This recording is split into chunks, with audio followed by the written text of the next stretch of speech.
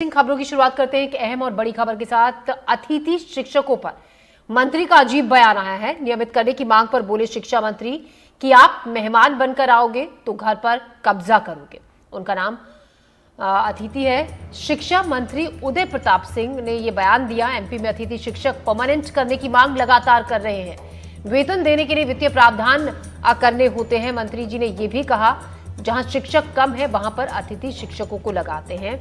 ये मंत्री जी ने कहा तो जहां शिक्षक कम है वहां पर अतिथि शिक्षकों को लगाया जाता है। जब नियमित करने की मांग अतिथि शिक्षकों ने की गेस्ट टीचर्स ने, तो जवाब ये दिया गया शिक्षा मंत्री की तरफ से, उदय प्रताप सिंह की तरफ से कि आप अतिथि हैं। नियमित करने की मांग पर ये बोले शिक्षा मंत्री कि आप मेहमान बनकर आओगे तो घर पर कब्जा करोगे। ये अजीब बयान अपने आप में कई तरीके के सवाल भी खड़े हो रहे हैं इसके बाद से। किसने बोला 70,000 खाली? किसने? अतिथि शिक्षक नियमितीकरण क्यों? नाम क्या है उनका? अतिथि। आप हमारे यहाँ मेहमान बन के आओगे तो घर पे कब्जा करोगे क्या? मेरा आपसे आग्रह ये है कि माननीय जो हमारे अतिथि शिक्षक हैं उनको शिक्षण व्यवस्था में जहाँ पर गैप है, जहाँ शिक्षक कम है वहाँ उनको लगाया जाता है। अभी पिछले दिनों वो आए थे, हम लोग उनके साथ बैठक की थी और उनके जो 2-3 विषय हैं, महत्वपूर्ण विषय, उनको हम लोग उन पर काम कर रहे हैं, कार्रवाई कर रहे हैं। और हमारी कोशिश होगी कोई अतिथि शिक्षक लगता है तो उससे पूरा एकेडमिक सेशन उससे काम कराया जाए, कि वो भी हमारा एक बेरोजगार नौजवान है और उसके हितों की रक्षा सर्वोच्च प्राथमिकता हमारी है। क्योंकि हमारे स्कूलों के संचालन में अतिथि शिक्षक की महत्वपूर्ण भूमिका है और जब विभाग ये मानता है कि अतिथि शिक्षक हमारे लिए महत्वपूर्ण है, इसलिए उसको भी। और इस खबर पर और ज्यादा जानकारी के साथ आकाश द्विवेदी हमारे सहयोगी हमारे साथ जुड़ रहे हैं। आकाश, अपने आप में अजीब बयान है ये कि अतिथि बनकर आए हो, घर पे कब्जा करोगे क्या? और एक नियमित करने की मांग ही जो गेस्ट टीचर्स थे वो लगातार कर रहे हैं और इसका जवाब इस तरीके से, वो भी शिक्षा मंत्री की तरफ से।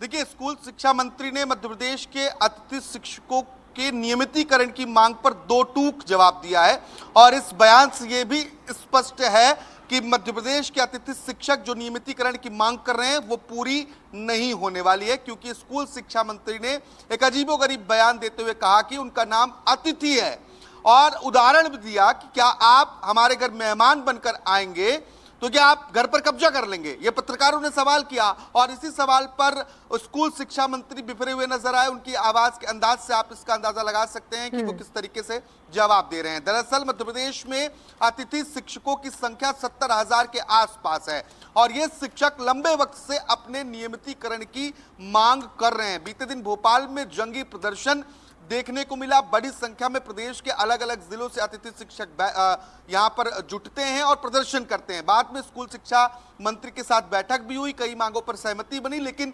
नियमितीकरण पर सहमति नहीं बन पाई। और आज जब स्कूल शिक्षा मंत्री उदय प्रताप सिंह से सवाल किया गया तो उन्होंने दो टूक कहा कि उनका नाम अतिथि है और उन्हें नियमित नहीं किया जा सकता है क्योंकि सरकार को, एक विभाग को विभागीय प्रक्रिया चलाने के लिए वित्तीय प्रबंधन करने की जरूरत होती है। स्कूल शिक्षा मंत्री ने यह हवाला दिया कि हम अतिशेष शिक्षकों को एक जगह से दूसरी जगह पर स्थानांतरित कर रहे हैं जहां पर अधिक शिक्षक हैं, यानी कि आवश्यकता से ज्यादा शिक्षक हैं। उन शिक्षकों को उन जगह पर प्रतिष्ठित किया जा रहा है जहां पर शिक्षकों की कमी है, यानी कि मध्य प्रदेश में जो पहले से नियमित शिक्षक हैं उन्हें ही अलग अलग जगहों पर पदस्थ कर जो प्रक्रिया है। जी आकाश, एक बार हम फिर से सुनाते हैं कि मंत्री जी ने अतिथि शिक्षकों ने जब नौकरी की मांग की तो क्या कहा। ने बोला 70,000 खाली? किसने? अतिथि शिक्षक नियमितीकरण क्यों? नाम क्या है उनका? अतिथि। आप हमारे यहाँ मेहमान बन के आओगे तो घर पे कब्जा करोगे क्या?